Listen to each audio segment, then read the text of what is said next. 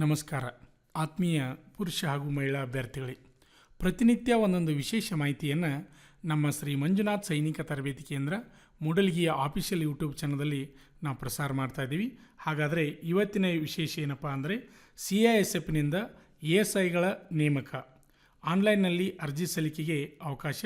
4 ಹಂತಗಳಲ್ಲಿ ನೇಮಕಾತಿ ಪ್ರಕ್ರಿಯೆ ನಡೆಯುತ್ತದೆ. ಕೇಂದ್ರೀಯ ಕೈಗಾರಿಕಾ ಭದ್ರತಾ ಪಡೆಯಲ್ಲಿ ಸೆಂಟ್ರಲ್ ಇಂಡಸ್ಟ್ರಿಯಲ್ ಸೆಕ್ಯೂರಿಟಿ ಫೋರ್ಸ್ CISFನ ಖಾಲಿ ಇರುವ 706 ಸಹಾಯಕ ಸಬ್ ಇನ್ಸ್ಪೆಕ್ಟರ್ ASI ಹುದ್ದೆಗಳ ನೇಮಕಾತಿಗೆ ಅಧಿಸೂಚನೆ ಪ್ರಕಟಿಸಿದೆ. ಆಸಕ್ತ ಅರ್ಹ ಅಭ್ಯರ್ಥಿಗಳು ಫೆಬ್ರವರಿ 5ರೊಳಗೆ ಆನ್ಲೈನ್ ಮೂಲಕ ಅರ್ಜಿ ಸಲ್ಲಿಸಬಹುದು. ವಿದ್ಯಾರ್ಹತೆ: ASI ಹುದ್ದೆಗೆ ಅರ್ಜಿ ಸಲ್ಲಿಸುವ ಅಭ್ಯರ್ಥಿಗಳು ಮಾನ್ಯತೆ ಪಡೆದ ವಿಶ್ವವಿದ್ಯಾನಿಲಯದಿಂದ ಯಾವುದೇ ವಿಷಯದಲ್ಲಿ ಪದವಿ ಪಡೆದಿರಬೇಕು.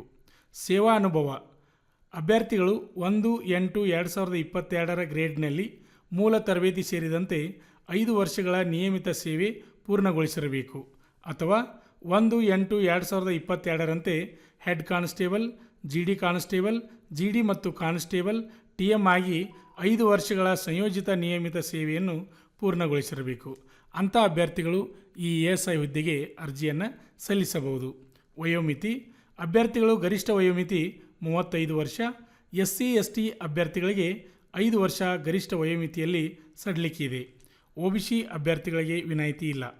ಆಯ್ಕೆ ವಿಧಾನ: CISF ASI ಅಧಿಸೂಚನೆ ಪ್ರಕಾರ 4 ಹಂತಗಳಲ್ಲಿ ನೇಮಕಾತಿ ಪ್ರಕ್ರಿಯೆ ನಡೆಯಲಿದೆ. ಲಿಖಿತ ಪರೀಕ್ಷೆ, ದೈಹಿಕ ಪ್ರಮಾಣಿಕ ಪರೀಕ್ಷೆ ಅಂದರೆ PST, ಶಾರೀರಿಕ ದಕ್ಷತೆ ಪರೀಕ್ಷೆ PRT, ವಿವರವಾದ ವೈದ್ಯಕೀಯ ಪರೀಕ್ಷೆ ಮೂಲಕ ಆಯ್ಕೆ ಮಾಡಲಾಗುತ್ತದೆ.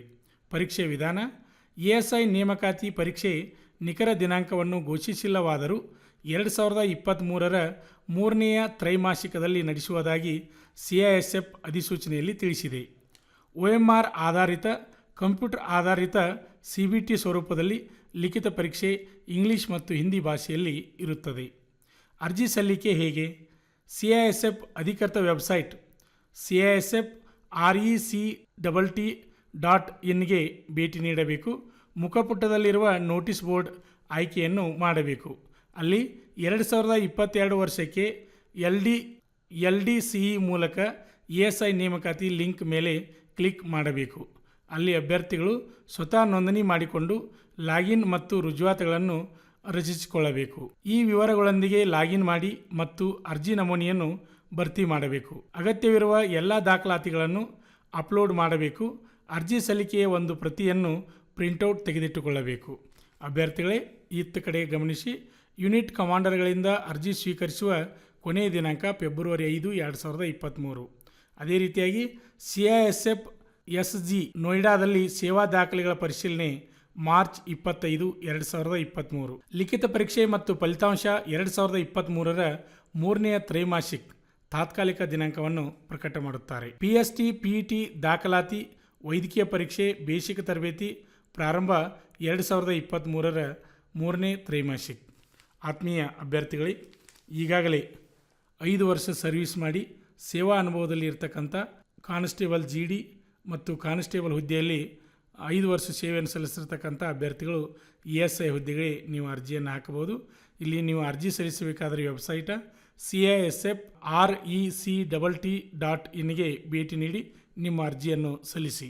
ಆತ್ಮೀಯ ಅಭ್ಯರ್ಥಿಗಳೇ, ನಮ್ಮ ಶ್ರೀ ಮಂಜುನಾಥ್ ಸೈನಿಕ ತರಬೇತಿ ಕೇಂದ್ರ ಮೂಡಲಗಿಯಲ್ಲಿ ಮುಂದೆ ನಡೆಯತಕ್ಕಂಥ ಅಗ್ನಿವೀರ ಆರ್ಮಿ ರ್ಯಾಲಿಗೆ ಪೂರ್ವಭಾವಿಯಾಗಿ ಪುರುಷ ಹಾಗೂ ಮಹಿಳಾ ಅಭ್ಯರ್ಥಿಗಳಿಗೆ ದೈಹಿಕ ಹಾಗೂ ಲಿಖಿತ ಪರೀಕ್ಷೆಗೆ ತರಬೇತಿಗೆ ಪ್ರವೇಶ ಪ್ರಾರಂಭವಾಗಿವೆ.